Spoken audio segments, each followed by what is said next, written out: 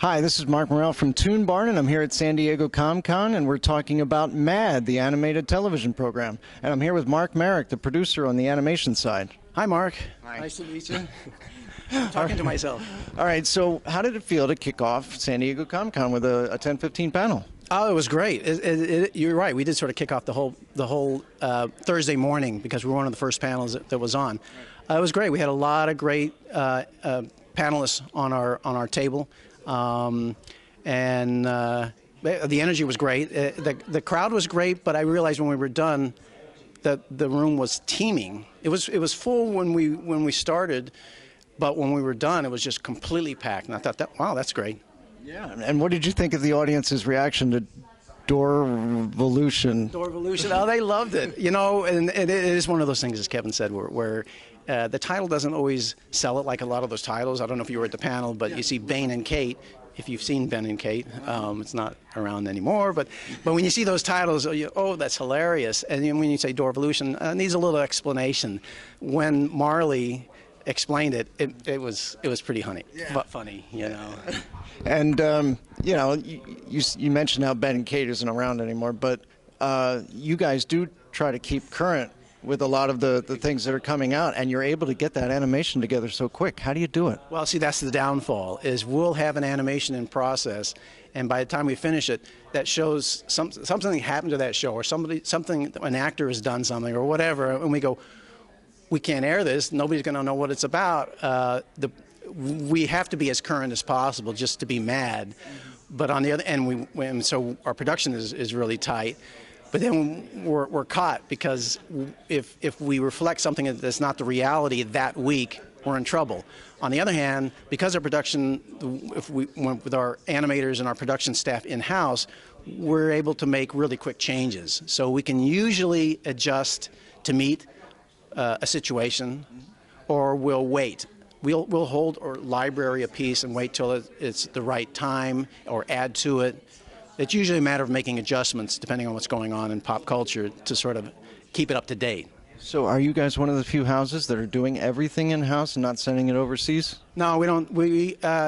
Everything comes through our house. We have basically 16, 17 animators and myself, and then I send to other houses to help the workload or to get the animation done. But it basically comes back, and then I or one of my staff members will retool it just a little bit to get it the right flavor that we want out of it.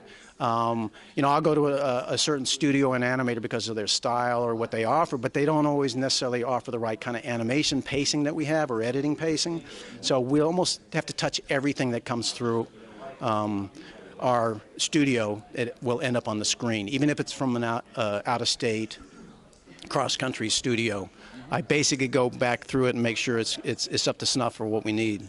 So you've got, during the show, there's these animated snippets that are all different types of animation, and how do you go out there and choose which ones you're going to use? Well, after 3.5 years, I've got a huge library of talent and styles that I pick from, and then I'm always sort of looking, as well as all the producers and executive producers will, you know, they're online and they'll see something and go, you really should try and get this into the show, or get that in the show. Our backgrounds, myself and an executive producer, Peter Girardi, we have sort of an art background, and so he's always kind of looking through, you know, Googling around and seeing what's out there on Cartoon Brew or wherever.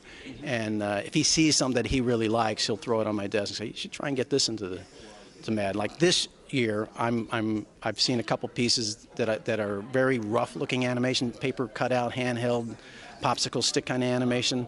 I like that kind of, as long as that animation, quote unquote, doesn't kill a joke. I like to try and get that in there because it looks different, and kids will go, wow, that's weird.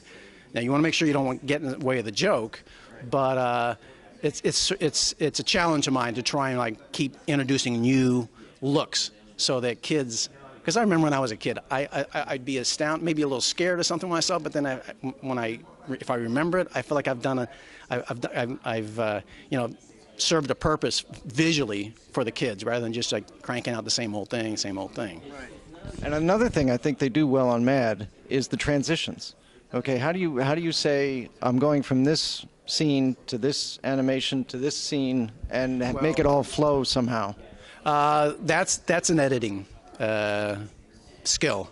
That's not part of what you cover. I do know how our editor works and how we're going to, but I don't always know the sequence, other than, say, you'll start with a movie parody, which is pretty much our template, end with a TV parody. In between, we have a couple technical, like barn door kind of close. It sort of imitates a magazine closing and opening to the next bit, or we'll do a wipe. It's an editing decision, which, quite honestly, Kevin weighs in on more than I do, and Dave, the editor.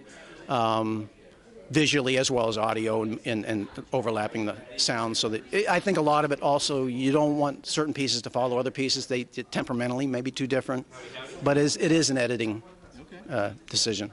Okay, so is there anything you're looking forward to here at Comic-Con? Just the costumes and walking around, and this is my third Comic-Con, and I keep hearing from Kevin and some of the other old schoolers that this one's really crowded, and for the last 3 years it looks pretty much the same kind of crowd. It's hard to get around there. Now, I haven't been here on a Saturday, so I think I might come in Saturday morning just to see the crowd. But that's what's amazing to me, is the crowd and the fever that these kids, wow, they really get into it. It's incredible. Yeah. All right, well, thank you for joining us at ToonBarn. This is Marc Morrell signing off from San Diego Comic-Con.